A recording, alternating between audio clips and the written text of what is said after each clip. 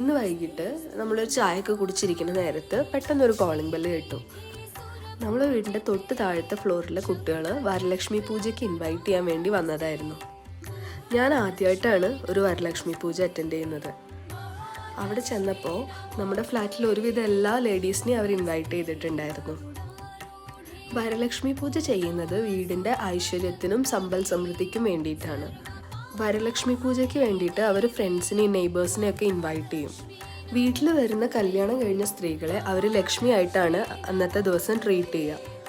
പൂജയൊക്കെ ചെയ്ത് നമുക്കിതുപോലെ കുറച്ച് ഗിഫ്റ്റൊക്കെ തരും കേട്ടോ. അവരുടെ കയ്യിലും നെറ്റിയിലും ചെവിയുടെ സൈഡിലൊക്കെ ആയിട്ട് കുങ്കുമവും മഞ്ഞളും ഒക്കെ ഇട്ടിട്ടുണ്ടായിരുന്നു. കയ്യിൽ പൂവുകൊണ്ട് കെട്ടുന്ന സാധനത്തിനെ അവർ കങ്കണ എന്നാണ് വിളിക്കുന്നത്. അവിടെ നിന്ന് കിട്ടിയ കുറച്ച് സ്വീറ്റ്സൊക്കെ കഴിച്ച് തന്നുവും ഭയങ്കര ഹാപ്പി ആയിരുന്നു. അപ്പോൾ അത്രയൊക്കെ ഉള്ളൂ.